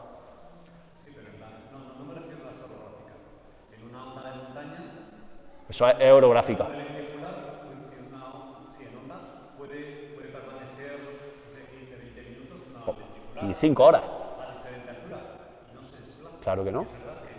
Porque se está produciendo por un obstáculo. Si desplaza el obstáculo, se desplaza la nube. Pero la montaña está ahí, pega, esta es la montaña, ¿vale? Viene el viento, pega aquí, sube hasta aquí está el nivel de condensación, y aquí monta una lenticular. Pero el viento luego ocupa el espacio que ha dejado al pegar el salto. Y baja, y donde baja, y baja por debajo del nivel de condensación, se deshace esa nube, entonces la nube queda más o menos aquí. Y el viento sigue pasando y lo que tú estás viendo es la nube de diferente viento. O sea, es un río de viento que está pasando, ¿sabes lo que te quiero decir? Claro, se está renovando constantemente, no una nube que está ahí, una masa, no, lo que estás viendo es la marca de condensación que está dejando esa nube, esa masa de viento, de aire moviéndose muy rápido, es decir, viento, ¿vale? ¿Guay? ¿Perdón? No, porque los cúmulos se pueden desplazar. Las térmicas se pueden desplazar. Tú estás girando una térmica y la térmica deriva de norte y luego deriva de oeste, porque te has metido en otra capa. Los cúmulos sí se desplazan con la masa de aire, pero la lenticular es un viento tan potente que se forma de otra manera y no se mueve. ¿Vale? ¿Guay? Vale, por lo que hemos dicho, turbulenta, horrible, nubes de rotor, sotavento, feo, tal. ¿Barlovento? Sí, al barlovento se puede volar. ¿Vale? Dale para atrás. Sí, ahí. Vale, esto pues, es otra foto, por si me queréis alguno comentar, ¿qué veis ahí? Cirrocúmulos no existen. Yo diría que es un estrato, es una capa de nubes, ¿vale? Eso es Sierra Lana, ¿vale? Que yo pensaba que ibais a volar allí ayer y no pudisteis, ¿vale? Eso es Bogarre, el pueblo de Bogarre abajo, el pico Bogarre a la derecha, Pedro Martínez, Jabalcón al fondo y muy al fondo a la izquierda se intuye la Sagra y la zona de Tíscar y eso, ¿vale? Esa foto, además, le tengo mucho cariño, pues fue mi primer cross. 32 kilómetros con Marcelo. Despegamos en Cenes y aterrizamos en Darro. Y súper guay. Y bueno, pues sí, ahí vemos una masa una capa de nubes con la base perfectamente definida. Incluso se ve a la izquierda el humo de la chimenea de Bogarre. Siempre nos viene súper bien para saber si hay viento, si no hay viento. Normalmente ahí se mete el norte. Y vemos que el humo es bastante vertical, así que era un día súper guay. Pasé más frío que todo, pero vamos, súper chulo. Vale, vamos a hablar ahora un poquito de los frentes, tampoco vamos a enrollarnos ya mucho más. Levantamiento frontal. Frentes. ¿Qué pasa con el frente? Hay una masa de aire cálido y una masa de aire frío. Y hay dos tipos de frentes. Frente cálido y frente frío, ¿vale? Frente frío. El frente frío, cuando la masa de aire frío, más frío que en el que estamos aquí en Huesca, y ahora viene una masa de aire frío que se acerca a nosotros, ¿vale? Le llamamos frente frío porque lo que se acerca es la masa de frente frío. ¿Qué tienen los frentes fríos? Pues bueno, lo que pasa siempre, en todos casos. El aire frío es más denso, ¿no? Que lo hemos hablado antes, y se mete siempre debajo del aire cálido. Es decir, el aire frío empuja al aire cálido hacia arriba. ¿Y el aire cálido qué es? Más húmedo. Es decir, el aire cálido tiene más probabilidad de formar nubes.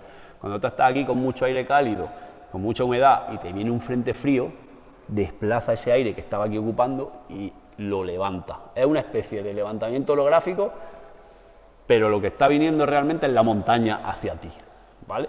Entonces te coge ese aire cálido, lo eleva, y los frentes fríos pues son unos frentes que producen nubes muy potentes, ¿vale? Producen tormentas, lluvias, cumulonimbos, que vamos a ver ahora lo que es, y bueno, mucho desarrollo vertical y tormentas chungas, ¿vale? Eso es el frente frío. ¿El frente cálido qué es? Estamos aquí con una masa de aire frío y viene una masa de aire caliente. Pasa lo mismo, la masa de aire caliente se queda abajo, la masa de aire cálido se sube encima, se monta. ¿Qué pasa? Que los frentes cálidos actúan de otra manera, no son tan violentos como los frentes fríos. Entonces tienen una pendiente mucho menos inclinada, ¿vale? Y lo que producen son una capita de nubes que, con forma de capa, ¿no? Una estratiforme, y producen unas lluvias más ligeras, ¿vale? Y una inestabilidad algo menor, ¿vale? Tampoco quiero entrar mucho más en rollo frentes, pero si tenéis alguna duda... Pero para nosotros, malo, porque lo que genera es una inversión. O sea, no podrás volar, no habrá ascendencia. Durante el frente no, pero lo que se suele decir es cuando al principio del frente y al final del frente se vuela muy bien. Porque lo que producen normalmente los frentes es lluvia. Ese es sobre todo el problema. Pero los frentes, sea cual sea, traen inestabilidad. Y la inestabilidad en su justa medida, oh, qué cosa más poética, no viene bien. Entonces, la cabeza de frente, mañana va a llover, hostia, pues hoy se va a volar guay, porque ya empieza a entrar esa inestabilidad. Y eso lo vamos a ver ahora en tipos de nubes, ¿vale? Y luego igual, ha pasado el frente, igual que ahora, si pasa el frente y mañana todavía queda inestabilidad, o el domingo queda inestabilidad y el viento no es muy jodido, es un día de puta madre. A mí las colas de frente, que se llama, o sea, el último día, el día después de que haya pasado un frente, me parecen días súper guapos de vuelo, porque queda todavía una inestabilidad que además como que va menos poco a poco, que se va suavizando cada vez más y se va combinando con que va subiendo el sol, y es como son días súper provechosos para volar. Cabeza de frente y cola de frente. Cuando viene un frente, a volar en parapente. ¿Vale? Bueno, vamos a ver la convergencia. Bueno, pues la convergencia es el viento, ¿qué es? Zona de alta presión, zona de baja presión. El viento es que el aire se mueve de las zonas de alta presión, algo está apretando contra la superficie, hacia las zonas de baja presión. ¿Qué pasa? Que aquí tenemos una alta presión, ahí tenemos una alta presión y ahí tenemos una alta presión, pues en medio va a haber una baja presión y ahí va a confluir el viento, ¿vale? Pues eso es cuando se forman nubes por convergencia. Son dos vientos, resumiendo, dos vientos que chocan. Dos o tres o los que sean, pero dos vientos que chocan. A mí aquí me gusta mucho decir lo de Zarzacapilla y lo de Arroyomolinos de Regueón y el récord de España, el récord no sé qué, de hacer distancia, de vámonos a hacer kilómetros. Esto es la típica convergencia de un viento que viene de la meseta con un viento que sube del Valle del Guadalquivir. Y además se combina con un levantamiento orográfico que es la Sierra Morena. Y además se combina con convectivo porque además hay térmica ese día. Y se monta ahí un pedazo de autovía que la gente despega a las 12 del mediodía en Arroyomolinos del León o en Zarzacapilla, y como enganche los primeros 50 kilómetros y te metas a 3.000 metros, dices, me voy a veros a los valencianos, básicamente. Entonces, está guay lo de combinar un poco todos los tipos de formación de nubes, que es en este caso que se alinean todos los astros y salen esos días, y entonces coge Ramón Padilla y dice, chavales, está bueno para Zarzacapilla, y ya empieza uno, vámonos desde no sé qué, y vamos ahí todos como becerros, que es lo que nos gusta. Y ya está, mira, esto es la típica nube que hemos visto antes de, bueno, ¿qué creéis que es? Son lenticulares de onda, ¿vale? Esto es Sierra Nevada, bueno, eso es la ciudad más bonita del mundo, y el Veleta y el Mulhacén que se ven por ahí atrás, y el Alcazaba, y bueno, pues toda una nube de onda que se está montando, ¿vale? El viento ha pegado contra Sierra Nevada, monta la primera, baja un poco, vuelve a subir, está ondulando justo en el nivel de condensación. Entonces monta estas nubes tan chulas. ¿Qué indica?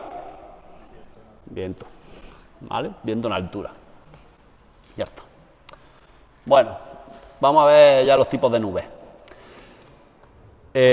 Lo guay de esto, o como yo lo había pensado, era que ya cuando nos planteemos aquí más o menos, además ya hemos visto un montón de tipos de nubes explicadas, convectivas, no sé qué. Entonces ya cuando llegamos aquí, pues vamos a saber cada tipo de nube que vamos a ver, de qué viene, cómo se forma e incluso qué nos puede decir, ¿vale? Hay dos clasificaciones de los tipos de nubes. La clasificación según la altura, que se considera, esto es arbitrario, ¿no? Pero nubes bajas hasta 2 kilómetros de donde se forman, ¿vale? Las nubes medias hasta 7 kilómetros, y a partir de 7 kilómetros son las nubes altas. Las nubes altas son los cirros, básicamente. Y luego hay una nube que es típica, que es las nubes de desarrollo vertical, que pueden empezar a formarse por debajo de 2000 metros y llegar a la estratosfera. Por poder, pueden, o quedarse a 4000 o lo que sea, ¿vale? Y luego hay clasificación según forma. Cúmulo, lo vamos a ver, ¿eh? Estrato y cirro. Cúmulo, o sea, una acumulación, lo dice el nombre. Estrato, que significa capa. Y los cirros, que no sé qué significa, la verdad.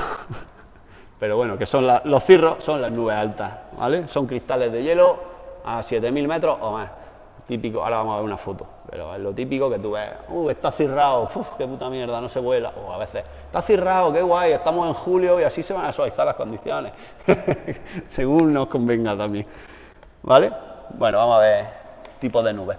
Los estratos son capa, los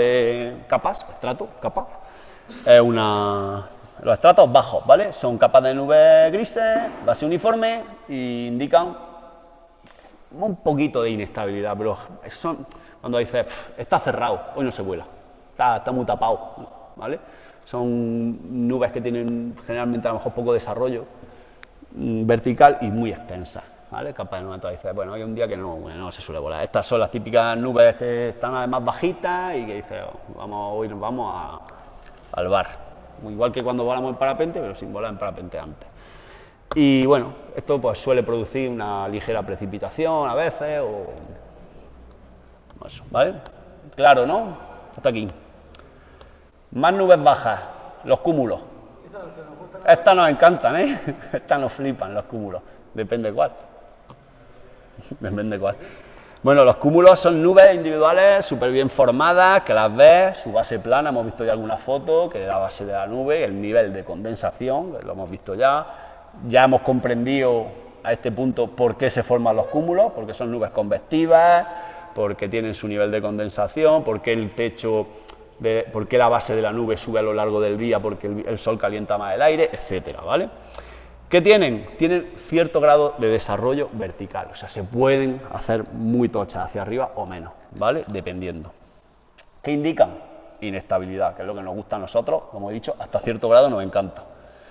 Inestabilidad, y también nos indican pues, que hay una térmica ahí. Y la térmica implica que hay una turbulencia. Cuando tú entras en la térmica, cuando sales de la térmica, o cuando te la saltas por arriba, o cuando te pasas por abajo, cuando se te escapa la térmica. La he perdido. Te va a comer cierto rotor de la térmica, ¿vale? Hasta aquí guay. Los cúmulos, estas son nuestras favoritas, estas son las estrellas. Vale, vamos a ver los tipos de cúmulos que hay. Porque hay varios tipos, según su tamaño. Los pequeñitos, que son guays para días de vuelo, se llama cúmulos humilis y cúmulos mediocris. Los mediocris son los mejores, pues son cúmulos tochos, que decía, hay buenas térmicas, amplias, te las marcan, súper guay. Y luego ya están los cúmulos congestus, que es lo que estamos viendo ahí. Un cúmulo congestus ya empieza a ser preocupante. ¿Por qué? Porque un cúmulo congestus, y esto creo que lo sabemos, el que se haya apuntado a la Liga Nacional lo sabe, ¿no? Tiene ya una ascendencia potente debajo, Y esa ascendencia potente te puede chupar y te puede meter en la nube y las puedes pasar canutas. Ya hemos visto al tío este de la India de hace poco, a la tía esta de Australia que no sabe ni cómo sobrevivió y gente que se ha tragado la nube y que no lo han encontrado, ¿vale? Bueno, pues los cúmulos congestus ya empiezan a picar. Ya dices, uff, esto ya es sobre desarrollo. Hay demasiado desarrollo, no lo veo claro. Dime. Pero, ¿a cuántos kilómetros ya puedes decir, me voy a bajar de aquí abajo? Ahora lo decimos. O no voy a salir, porque puede también haber una descarga muy potente que puede provocar unos vientos muy potentes hacia ti.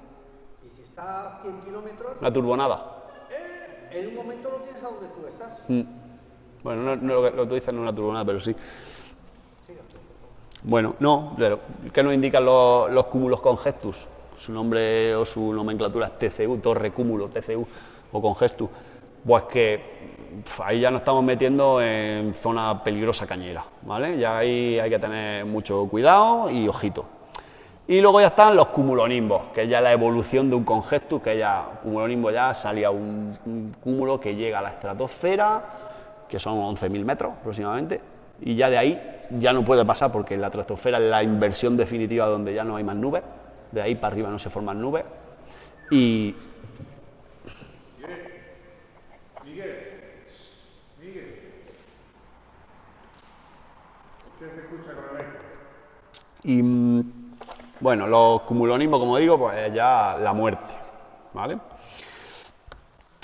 Vale, y luego están los estratocúmulos, que es una mezcla de estratos y cúmulos. Es decir, en la foto esta que hemos visto del parapente, que decía, mira, hay un mogollón de cúmulos, tal, no sé qué. Pues esto está súper guay, son capas de cúmulos, mira, aquí hay un cúmulo, aquí hay un claro, aquí hay un cúmulo y un claro. La proporción perfecta es mitad y mitad, porque para que se formen los cúmulos necesitas que pegue el sol. Pero si además hay muchos cúmulos, pero además hay huecos, está de puta madre, porque dices, es que me voy a hinchar de volar, voy a pillar térmica por todos lados y es súper guay. Si se cierra demasiado, se pierde la convección. Si hay pocos cúmulos, no está el día tan potente. Cuando está el día de estratocúmulo, es un día de vuelo, generalmente es súper guay, ¿vale? Lo mismo, hay que vigilar el desarrollo de los cúmulos, estás pendiente, oye, la nube que tengo encima, ¿cómo la ves? Por la radio, lo típico. ¿Vale? Pues eso indica inestabilidad, ascendencia térmica y turbulencia, como los cúmulos. Vale. Otro tipo de nubes, los nimbostratos, nubes bajas. Nimbus significa nube de lluvia. Nimbus, lluvia. Pues los nimbostratos, capas de nubes de lluvia. Es decir, está lloviendo. No tiene más historia, cuando tú estás viendo, está lloviendo. Hay... Cuando llueve en cualquier sitio. Bueno, a veces te puede llover también por una tormenta, puede ser un cumulonimbo, ¿vale? Cuando veníamos para Granada para acá, no es un nimbostrato realmente, lo que están cayendo unas gotas así de gordas, porque tenemos encima una dana y se están formando un cumulonimbo, ¿vale? O sea, no siempre que llueve es por nimbostrato, pero bueno, la típica nube de lluvia suave, agradable, ¡ay, mira, mañana dan un día de lluvia! Y se tira todo el día medio lloviendo, guay, pero no caen granizo, ni gotas grandes, ni sin... Eso es nimbostrato, ¿vale? Vale, tipo de nubes medias, vamos a ver, realmente es lo mismo que las nubes bajas, o muy parecido a las nubes bajas, solo que se forman a más altura, su base, ¿vale? Son más típicas del verano, ¿por qué? Porque es más seco y el nivel de condensación está más arriba, pero más o menos lo mismo, ¿vale? Los altos estratos, pues eso, capas de nubes que indican cierto grado de estabilidad, cierta probabilidad de lluvia ligera y pueden producir virga. ¿Qué es la virga? O a lo mejor en cada pueblo la llaman de una manera, es lo que se ve ahí. Ahí se está viendo una cortina de agua. La virga es una cortina de agua que no llega a caer al suelo, se vuelve a evaporar. Y tú dices, parece que, mira, allí hay agua. Y es verdad, está lloviendo, pero el agua no llega a tocar el suelo, se vuelve a evaporar, ¿vale? Esto es muy típico de los altos estratos, ¿vale? A lo mejor al suelo no llega el agua, pero realmente hay precipitación, ¿vale? Los altocúmulos son como los cúmulos, ¿vale? Pero están mucho más arriba, pero hay algunos tipos de altocúmulos, que hemos visto algunos ya y otros los vamos a ver ahora, que son muy interesantes, ¿vale? Pues eso, son como los cúmulos, pero tienen la base mucho más alta. Y hay varios subtipos destacables. Uno de ellos es el cielo aborregado. Cuando vosotros vemos el cielo aborregado, ¿qué significa? Claro, si lo he puesto, cabrones. Sí, bueno, eso lo que te está indicando cuando tú dices, mira, está el cielo aborregado, va a llover. Y los viejos del pueblo, ¿no? Y dicen, mira, mañana llueve. Y el tío no ha visto ni al brasero ni a nadie. Pero mira el cielo y dice, va a llover, esta tarde o mañana llueve. ¿Por qué? Porque el tío ya está viendo esto y ya lo tiene asociado, que cada vez que he visto esto ha llovido al rato, o a las 5 horas o a las 10, pero ha llovido. ¿Qué indica? Que hay una masa de aire frío que está entrando y se está empezando a formar ya, o un frente que se está empezando ya a formar las primeras nubes en altura, ¿vale? Entonces, ¿qué nos indica un cielo aborregado? Cabeza de frente. Está guay para volar el día que lo ves, pero yo he salido a volar un montón de veces con cielo aborregado diciendo voy a volar, pero con ojo que a lo mejor dentro de 4 o 5 horas, a las 2 o las 3 de la tarde a lo mejor se pone a llover, ¿vale? Entonces eso es lo que nos está indicando este tipo de alto cúmulo, ¿vale? Otros tipos de alto cúmulo, pues las nubes lenticulares. Esta foto está súper guay porque parece esa de la Guerra de las Galaxias y me gustó mucho y la puse. Y otro tipo de alto cúmulo que vemos ahí son los altocúmulos castellanus, en honor a Luis Castellanos, que fue su descubridor. Mentira. Se llaman así porque parecen torres de castillo. Realmente son torrecúmulos con la base muy alta, pero básicamente son pues cúmulos, ¿vale? Estos están súper guay, en los típicos días potentes de verano en los que se vuelan la gente que tiene ganas de rock and roll. Ya está. Luego, tipos de nubes altas, los cirros, que hay 3 tipos, los cirroestratos, cirrocúmulos y... da igual, los cirros lo que tenemos que saber es que son cristales de hielo que están a 7.000 metros o más. Esas nubes ni producen lluvia, ni nada, eso lo único que hace es dar por culo. Menos en verano. En verano a veces lo agradecemos, porque lo que están haciendo es refractar parte de la radiación solar. En invierno, tú sales en invierno y lo ves cerrado, plega tu parapente otra vez y te vas. Pero en verano dices, hostia, pues mañana está un poquillo cerrado, así que va a estar un poquito más suave la térmica, porque la incidencia del sol no va a ser tan grande, porque parte de la radiación solar la van a refractar los cirros, ¿vale? Entonces depende un poco si es verano o invierno, o de las ganas que tú tengas también de complicarte la vida, como tú. ¿Vale? Pero bueno, eso es lo que tenemos que saber. ¿El qué? Son una puta mierda en invierno. En verano, pues se pueden ayudar a suavizar la térmica.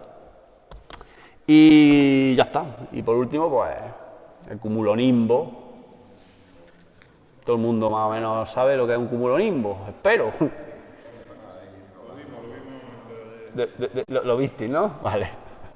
Pues nada, es una nube de desarrollo vertical que llega a tomar por culo lo más lejos que se puede, que es la estratosfera. La estratosfera está a 11 kilómetros, ¿vale? 11.000 metros. Y la estratosfera, cuando veis un cumulonimbo, la estáis viendo, que es donde se disipa la raya vertical en la que se forma el yunque. Es tan potente que incluso la propia masa de aire sube un poquito por encima de la estratosfera, que es la copita esa que se ve por encima, pero la estratosfera es la inversión definitiva. De ahí para arriba es imposible que se desarrolle una nube, ¿vale? Entonces, el cumulonimbo llega a los 11.000 metros, 10.500 en el Ecuador, 11.500 en los polos, o al revés, no me acuerdo, pero por ahí anda. O sea, varía dependiendo un poco de la altitud, o latitud, no sé. Y nada, pues indican, pues, tormenta gigante, horrible, espantoso, granizo, viento, turbulencia máxima, muerte y destrucción. Entonces, pues porque la estratosfera, a partir de la estratosfera, la temperatura del aire empieza a aumentar, sí o sí. Entonces se produce la gran capa de inversión infranqueable, ¿vale? Entonces, de ahí para arriba no pasa. Por eso los cumulonimbos tienen forma de yunque.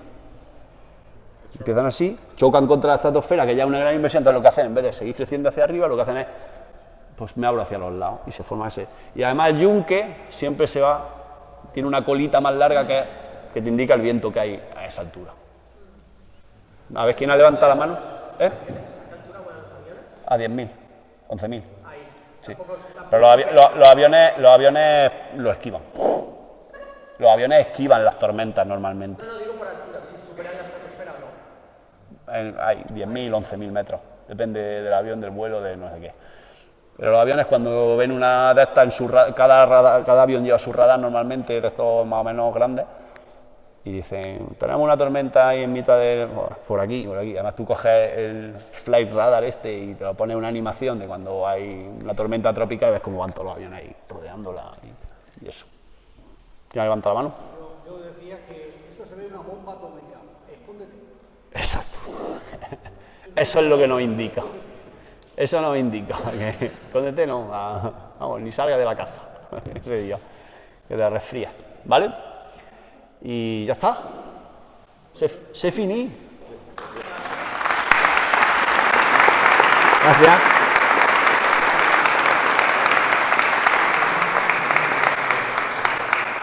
Las 9, lo he clavado, para irnos a hacer.